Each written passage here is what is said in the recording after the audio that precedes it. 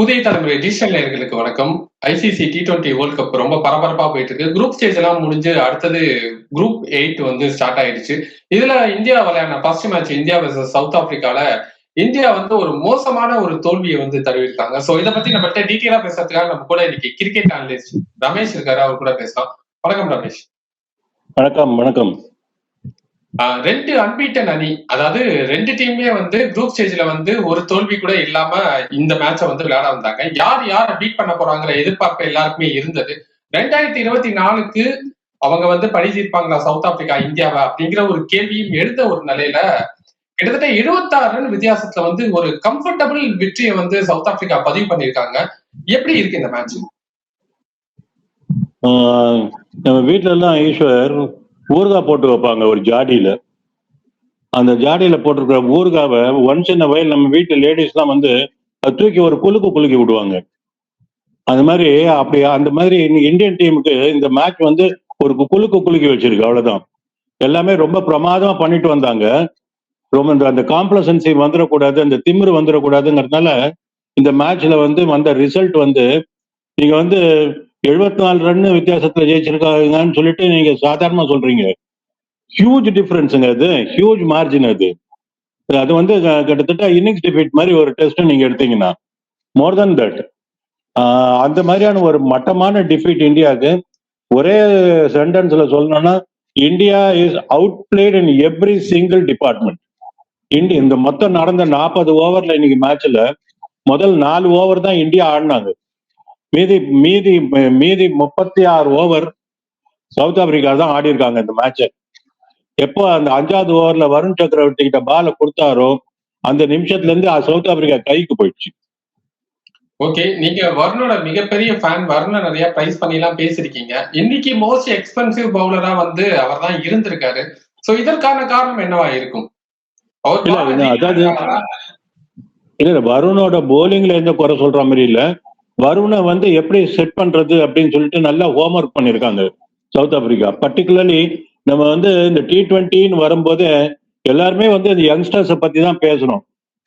நம்ம வந்து இந்த 20 வயசு, 19 வயசு, 18 வயசு, ஈவன் 14 வயசு சூரியவன்ஷிலாம் கூட நம்ம பேசிட்டு இருக்கோம். ஒரு முக்கியமான ஒரு மேட்ச்ன்னு அங்க எக்ஸ்பீரியன்ஸ் தான் காப்பாத்துதுன்னு சொல்லிட்டு இன்னைக்கு டேவிட் மில்லர் அப்ரூவ் பண்ணாரு. ஒரு 2 பிரவிஸை வச்சுட்டு டேவிட் மில்லர் ஒரு ஆட்டம் ஆடினாரு பாருங்க. இன்னைக்கு ருத்ரதாண்டம் ஆடினாரு இன்னைக்கு. அதுதான் கேம். அந்த இடத்துல தான் அந்த எக்ஸ்பீரியன்ஸ் 20-3 இருந்து அவர் எடுத்துட்டு வந்து அந்த அந்த அந்த அந்த அனுபவம் ஃபுல்லா பேசிச்சுன்னு சொல்லணும் இன்னைக்கு. அந்த மாதிரி இருந்தது. இது மேட்ச்லயே இல்ல இந்தியா. நீங்க வந்து வருணை பொறுத்த வரைக்கும் அவர் கிளீனா டேவிட் மில்லர் வந்து வருணை செட் பண்ணிட்டாரு. அவ்வளவுதான். அவரை டார்கெட் பண்ண ஆரம்பிச்சாங்க. அதுக்கப்புறம் இந்தியா பிசுட்டு போயிடுச்சு. ஏன்னா அந்த அந்த பவர் பிளேல ஒரு ஓவர் வருண் கண்டிப்பா கொடுப்பாரு சூர்யா. அந்த ஓவர்ல கண்டிப்பா ஒரு விக்கெட் எடுப்பாரு. ஒரு பெரிய பிரேக் த்ரூவா இருக்கும். அப்படிதான் இவ்வளவு நாள் நடந்துட்டு இருக்கு. இது வரைக்கும் நடந்தது எல்லாமே. இன்ஃபேக்ட் பேட்டிங்ல இருக்கிற சில குறைகளை கூட வருண் சக்கரவர்த்தி அண்ட் பும்ரா வந்து ஒரு போர்வை போட்டு மறைச்சிட்டு தான் வந்துட்டு இருந்தாங்க. இன்னைக்கு வந்து அந்த வருண் சக்கரவர்த்தி ஃபெயிலுன்னு தெரிஞ்ச உடனே பும்ரா பியூட்டிஃபுல்லா போட்டாரு. ஆனா அவருடைய போலிங் மட்டும் போதுமானதா அமையல. வருணை பொறுத்த வரைக்கும் அவருடைய போலிங் வந்து இந்த ஃபர்ஸ்ட் ஓவர்ல எப்போ டேவிட் மில்லர் அடிச்சாரோ அதுக்கப்புறம் அவரு ரிதமே இல்லை. சுத்தமா ரிதம் இல்லை கடைசி வரைக்கும். It's a bad day in the office for Varun, அப்படிதான் சொல்லலாம். ஓகே, நம்ம வந்து லாஸ்ட் இன்டர்வியூல பேசியிருந்தோம். நீங்களும் சொல்லியிருந்தீங்க இதுக்கு முன்னாடி வரைக்கும் அக்ஷர் பட்டேல் அப்படிங்கிற ஒரு ஆல்ரவுண்டர் வந்து பெருசா பெர்ஃபார்மன்ஸ் பண்ணல, பட் ஆனா லாஸ்ட் மேட்ச் நல்லா பண்ணிருக்காரு அப்படின்னு நீங்களே சொல்லியிருந்தீங்க. இந்த வாட்டி டீம்ல அவர் எடுக்கல. அவர் வந்து இந்த T20 வேர்ல்ட் கப்போட வைஸ் கேப்டனாவும் இருக்காரு. மேபி அவரை வந்து டீம்ல எடுத்துட்டு வந்திருக்கணுமா? எய்தர் ரிங்கு சிங்க்கு பதிலாவோ இல்ல வாஷிக்கு பதிலாவோ அவரை விளையாட வச்சிருந்தா இன்னும் கொஞ்சம் பவுலிங்கும் ஸ்ட்ராங்கா இருக்கும், பேட்டிங் இன்னும் கொஞ்சம் ஸ்ட்ரென்தன் பண்ணிருக்கலாமா? அதை தவிர விட்டாங்களா இந்திய அணி? அதாவது இந்தியன் டீமோட சாபக்கேடே இதுதான். நல்லா ஆடாத போது ஃபுல்லா டீம்ல இருப்பாங்க, நல்லா ஆடும் போது டிராப் பண்ணிடுவாங்க. இது வந்து நம்மளுக்கு ரொம்ப பிடிச்ச விஷயம். இது அது இந்த வாட்டி அக்ஷர் பட்டேல் கேஸ்ல ப்ரூவ் ஆயிருக்கு. பியூட்டிஃபுல்லா போட்டாரு போன மேட்ச். நானே ரொம்ப ஃபுல் ஹார்ட்டடா அவரை அப்ரிஷியேட் பண்ணேன். அந்த மாதிரி நான் வந்து பெரிய சப்போர்ட்டர் கிடையாது அக்ஷர் பட்டேலுக்கு. இன்ஃபேக்ட் அவரோட கேம்ல எனக்கு எந்த குறையும் கிடையாது. ஆனா அன்டியூவா அவருக்கு ஒரு ஹைப் கொடுக்குறாங்க. அவரை உயர்த்தி வச்சு பேசுற அளவுக்கு அவர்கிட்ட குவாலிட்டி இல்லைன்னு பேசுறாள்னா ஆனா போன மேட்சை பொறுத்த வரைக்கும் பிரமாதமா பண்ணிட்டு இருந்தாரு. அந்த மாதிரியான ஒரு பர்ஃபார்மன்ஸ் பண்ணின ஒரு ஆளு இந்த மேட்ச்ல டிராப் பண்ணப்படுறதுக்கு அவசியமே இல்லை, எந்த சான்ஸுமே இல்லை.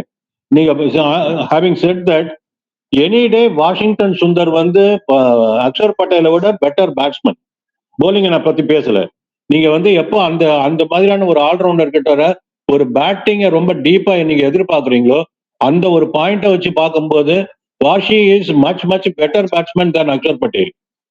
இது அது வந்து ப்ரூவ் பண்ணிருக்காங்களா, வாஷி அதை ப்ரூவ் பண்ணிருக்காருன்னு கேட்டா பதில் கிடையாது. ஏன்னா வாஷிக்கு அந்த மாதிரி கன்சிஸ்டன்டா சான்ஸ் கிடைச்சது கிடையாது. 11ல சான்ஸ் கிடைக்கிறதுல அதுவே கஷ்டம். அப்படியே கிடைச்சாலும் பேட்டிங் கிடைக்காது.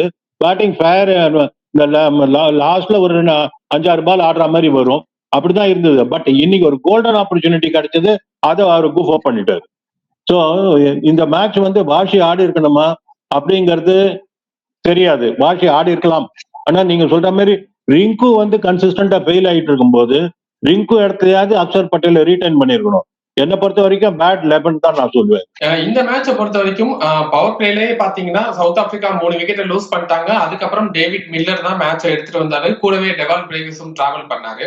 அதே மாதிரி நம்ம இன்னொரு சைடு இந்தியாவை எடுத்து பார்த்தோம்னா இந்தியாவும் 31 for 3 அதே மாதிரி தான் பவர் பிளேல கிட்டத்தட்ட ஒரு 10 ரன் கம்மியா இருந்தாங்க. ஈக்குவலா விக்கெட் தான் லூஸ் பண்ணியிருந்தாங்க இந்தியாவும்.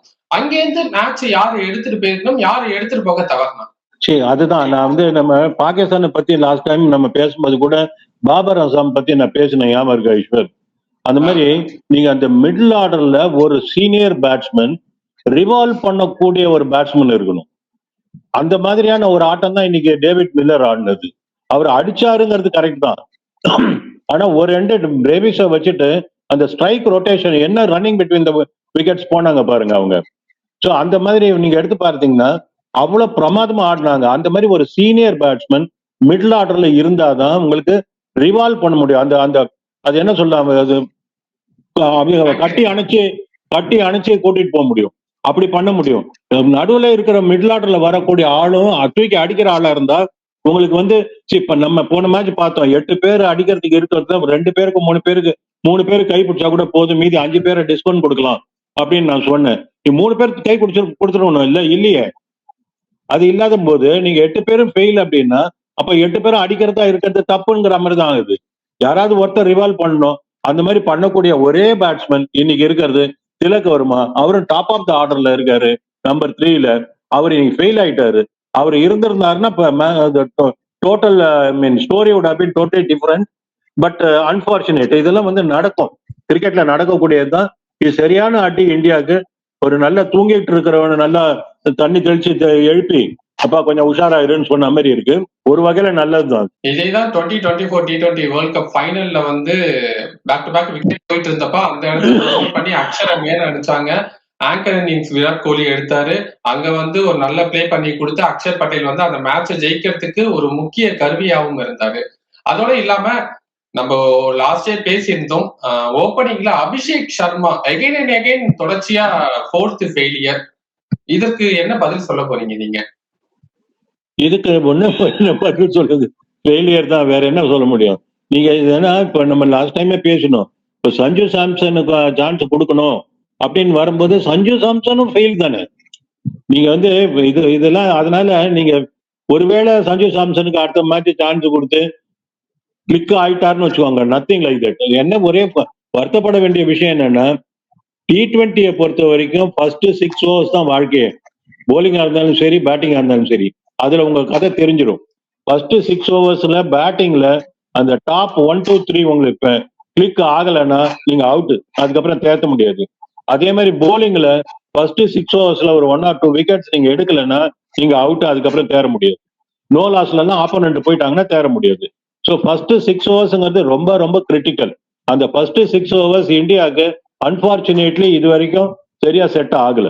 அபிஷேக் சர்மாவை பத்தி சூரியகுமார் யாதவும் இந்த மேட்சுக்கு முன்னாடி சொல்லியிருந்தாரு, அவரோட ஃபார்மை பத்தி கவலைப்பட வேணாம், அவரோட ஃபார்ம் பத்தி எல்லாருக்கும் தெரியும் அப்படிங்கிற வார்த்தையும் சொல்லியிருந்தாரு. இது மாதிரி ஒரு பிக் டோர்னமெண்ட்ல அகைன் அண்ட் அகைன் ஃபெயிலியர் ஆகுறவங்களுக்கு வாய்ப்புகள் கொடுக்கறதுக்கான இடமா இது கருதப்படுதா? இல்ல அது யூஸ் பண்ணல. நீங்க 15 பேரை எடுத்துட்டு போயிட்டீங்க ஈஸ்வர், 15 பேருக்குள்ளதான் நீங்க விளையாடி ஆகணும். நீங்க வந்து அது ஃபெயில் ஆயிட்டாருங்கிறதால அனுப்பிட்டு நீங்க 10 பேரோட விளையாட முடியாது இல்ல. இந்த இந்த ஃபெயில் அதுக்குதான் ஒரு ஆள் இருக்க சஞ்சு சாம்சன் ஒரு அதுதான் ஆள் சொல்றேன். இருக்காரு. இந்த அவருக்கு இந்த ஒரு வாய்ப்பு கொடுங்க. அதான் சொல்றேன். இந்த ஃபெயில் ஆனவரை உட்கார வச்சுட்டு இன்னொரு ஃபெயில் ஆனவருக்கு சான்ஸ் கொடுக்க போறீங்க. இப்படிதானே பண்ண போறீங்க? அதான் அவர் வந்து லாஸ்ட் மேட்ச்ல அவருக்கு கொடுத்த வாய்ப்பை பயன்படுத்தி 7 பால்ல 22 ரன் அடிச்சு அவுட் ஆனாரு சார். இந்த T20 வேர்ல்ட் கப்ல ஒரு மேட்ச் தான் அவருக்கு வாய்ப்பு கிடைச்சது. அந்த மேட்ச்ல பெர்ஃபார்மன்ஸ் பண்ணாரே சார். அது பர்ஃபார்மன்ஸ் நீங்க எடுத்துக்கிறதா இருந்தா அப்ப அவருக்கு சான்ஸ் கொடுக்க வேண்டியதுதான். அதெல்லாம் பர்ஃபார்மன்ஸ் கிடையாது. 7 பால்ல 22 ரன் தான். ஓகே, அது கரெக்ட் தான், நல்லா தான் ஆடினாரு. அதுக்கு முன்னாடி வழிஞ்சதை பார்க்கும்போது அந்த 22 ரன் பெரிய விஷயமா தான் தெரியும் நமக்கு. ஒண்ணுமே அதனால இப்ப இவரை பொறுத்த வரைக்கும் பார்த்தா முதல்ல இருந்த 3 டக்குக்கு இந்த இன்னைக்கு அடிச்ச 15 கூட பெரிய விஷயம் தானே. அதுவே இன்னைக்கு நீங்க இந்தியன் பேட்டிங் லைனப் எடுத்தீங்கன்னா ஹையஸ்ட் ஸ்ட்ரைக் ரேட் வச்சிருக்கிறது அபிஷேக் சர்மா தான், 125. மத்த எல்லாம் அதோட கம்மி. இதுக்கு என்ன சொல்ல வரீங்க நீங்க? இப்ப எதுக்கு நீங்க அபிஷேக் சர்மாவை டார்கெட் பண்ணி பேசுறதுக்கு அளவுக்கு மத்தவங்க என்ன கிழிச்சிட்டாங்க? ஒண்ணு கிழிக்கலையே. மத்தவங்களோட ஸ்ட்ரைக் ரேட் எல்லாமே இன்னைக்கு நடந்த மேட்ச் தான் நான் சொல்றேன். இன்னைக்கு நடந்த மேட்ச்ல கூட ஹையஸ்ட் ஸ்ட்ரைக் ரேட் வச்சிருக்கிற ஆள் அபிஷேக் தான், மத்தவங்க யாரும் இல்லை, இன்க்ளூடிங் சூர்யா. சோ அது சஞ்சு சாம்சனுக்கு அடுத்த மேட்ச் சான்ஸ் கொடுத்தாங்கன்னா அபிஷேக் பதிலா எனக்கு ஒன்றும் வருத்தம் கிடையாது அதுல. நான் எதுக்காக இதை கேட்கிறேன்னா, சவுத் ஆப்பிரிக்காக்கு எகென்ஸ்டா நல்ல ஸ்ட்ரைக் ரேட் வச்சிருக்காரு, நல்லாவும் விளையாடி இருக்காரு. பாஸ்ட் ரெக்கார்ட்ஸ் எடுத்து பார்த்தோம்னா இதுதான் சொல்லுது சஞ்சு சாம்சனை பத்தி. சோ அதனாலதான் இந்த கேள்வி கேட்டேன் உங்கள்கிட்ட. I fully agree with you. நீங்க சொல்றது 100க்கு 100 உண்மை. நான் சஞ்சுவோட மிகப்பெரிய ஃபேன். சஞ்சு 11ல வந்தானு அதுக்காக வருத்தப்பட போற ஆள் கிடையாது, ரொம்ப சந்தோஷப்பட வேண்டிய ஆள் தான். பட் என்ன காரணத்தினால அப்படின்னு நீங்க பாத்தீங்கன்னா, அபிஷேக் சர்மாவோட ஃபெயிலியருக்காக நீங்க சஞ்சு உள்ள கூட்டிட்டு வரீங்கன்னா, சஞ்சுவை பத்தி சஞ்சுவுக்கு நீங்க கொடுக்குற அந்த முட்டு எல்லாம் எந்த முட்டு? போன வருஷத்தோட முட்டு, இந்த வருஷத்தோட முட்டு இல்ல. அதனால இப்ப ரீசெண்டா நீங்க பாத்தீங்கன்னா அவரு தான் ஃபெயிலியர். சரி, அதை விடுங்க. நம்ம சஞ்சுவையும் அபிஷேக் பத்தியே பேசிட்டு இருக்கோமே. இந்த ஃபர்ஸ்ட் பால் 6 அடிச்சு ஆடணும், 6 அடிச்சே தேரணுங்கிற அவசியம் என்னங்க இருக்கு இஷான் கிஷனுக்கு? என்ன அவசியம் அது? அந்த பால் பாகிஸ்தான் மேட்ச்ல அபிஷேக் சர்மா பண்ணாரு. அதேதான் சொல்றேன். சரி, அது என்ன ஒரு ஃபர்ஸ்ட் பால் 6 அடிக்கணுங்கிற என்ன ஒரு மேனியா? எனக்கு புரியல. என்ன ஒரு வெறி அது? ஏன்னா அடிச்சு தீரணுமான்னு. ஓகே, ஒரு லூஸ் டெலிவரி வந்து அடிக்கிறீங்க, ஓகே. பட் உங்களுக்கு அதுக்கு பெரிய கைத்தட்டல் இருக்க, எல்லாரும் அதை பத்தி பெருசா பேசுறாங்க அப்படின்னா மேட்சுக்கு போயிட்டு அதை ட்ரை பண்ணுவீங்களா? இது என்ன ஏதுன்னே தெரியல. மார்க்ரம் என்ன போட போறான், பாலோட ஆஃப் த பிட்ச் எப்படி வரப்போகுது ஒண்ணுமே தெரியாது. எடுத்த உடனே தூக்கி அடிக்கணும்னு சொல்லிட்டு பார்த்தா எவ்வளவு பெரிய விக்கெட்டுங்க, என்ன ஃபார்ம்ல இருக்காரு அவரு, எப்படி தூக்கி அவுட் ஆகிட்டு போனார் பாத்தீங்களா? Most irresponsible. இதெல்லாம் தான் நீங்க என்னதான் தூக்கி நடுவீட்டுல குளிப்பாட்டி நடுவீட்டுல வச்சாலும் அந்த மிருகத்தை பத்தி சொல்லுவாங்க தெரியுமா? அந்த மாதிரிதான் இது. நீங்க என்னதான் தூக்கி வச்சு ஆஹா ஓஹோ டாப் கிளாஸ் அப்படி இப்படின்னு பேசினாலும் சின்ன பசங்க தாங்கிறத ப்ரூவ் பண்றாங்க. அதான் ரொம்ப வருத்தமா இருக்கு. ஓகே சார், இந்தியாவோட இந்த மிகப்பெரிய ஃபெயிலியருக்கு காரணமா நம்ம பவுலிங் எடுத்துக்கலாமா இல்ல பேட்டிங் யூனிட் எடுத்துக்கலாமா? ஏன்னா ஸ்ட்ராங் பேட்டிங் லைனப் வச்சிருக்காங்க. அப்படி ஒரு இடத்துல இருந்து பார்க்கும்போது 187 டார்கெட் அப்படிங்கிறது வந்து ஈஸியான ஸ்கோர் தான். அதை கூட நம்மளால ரீச் பண்ண முடியும். இதற்கு இந்த தோல்விக்கு முக்கிய காரணமா எதை சொல்லலாம்? 36 ஓவர்ல இந்தியா மேட்ச்ல இல்லைன்னு சொல்லிட்டேன். எதுவா இருந்தான்னு நமக்கு 4 ஓவர் தான் இந்தியா கிரிக்கெட் ஆடி இருக்காங்க. இன்னைக்கு 40 ஓவர்ல 36 ஓவருக்கு சவுத் ஆப்பிரிக்கா தான் விளையாடி இருக்காங்க. இதுல பேட்டிங்ல ஃபெயிலியரா, போலிங்ல ஃபெயிலியரா? சூரியகுமார் யாதவ் படுத்து பாலை விடுறாரு, வயிற்றுக்குள்ளேயே பாலை விட்டுட்டு இருக்காரு. ஃபீல்டிங்ல ஃபெயிலியரா? எதை சொல்லுவீங்க நீங்க? அவங்க கேச்சிங் எப்படி இருந்தது, அவங்க ஃபீல்டிங் எப்படி இருந்தது? அதான் ஒரே சென்டென்ஸ்ல நான் சொன்னேன். இந்தியா எல்லா விதத்திலையும் இன்னைக்கு என்ன பண்ணலாம், அவுட் பிளேடு தான் சொல்லுவாங்க இங்கிலீஷ்ல. அப்ப அதுதான் அந்த வார்த்தை தான் வருது எனக்கு. எல்லாம் போட்டு ஒண்ணும் இல்லாம பண்ணிட்டாங்க. எல்லா பேராமீட்டர்ஸ்லயும் இந்தியாவை ஒண்ணும் இல்லைன்னு பண்ணிட்டாங்க சவுத் ஆப்பிரிக்கா. இந்தியா வந்து மட்டமான போலிங், மட்டமான பேட்டிங், மட்டமான ஃபீல்டிங். ஓகே சார், இப்போ அப்படியே சவுத் ஆப்பிரிக்கா அணியை நம்ம எடுத்து பார்த்தோம்னா அன்பீட்டனா வந்திருக்காங்க அந்த குரூப் ஸ்டேஜ்ல இருந்து. இப்போ வந்து அவங்க விளையாடும் போது பேட்டிங்ல டாப்ல 3 விக்கெட் விழுந்ததுக்கு அப்புறமா ஸ்டடி பண்ணி மில்லரும் பிரேவிஸும் எடுத்துட்டு வந்துட்டாங்க மேட்சா. 187 டார்கெட் கொடுத்தோன்னா ஃபர்ஸ்ட் ஓவர் மார்க்ரம் பவுலிங் போறாரு. நீங்க இதை எதிர்பார்த்தீங்களா? கண்டிப்பா எதிர்பார்த்தேன், சந்தேகமே கிடையாது. மார்க்ரம் தான் போட்டிருப்பாரு.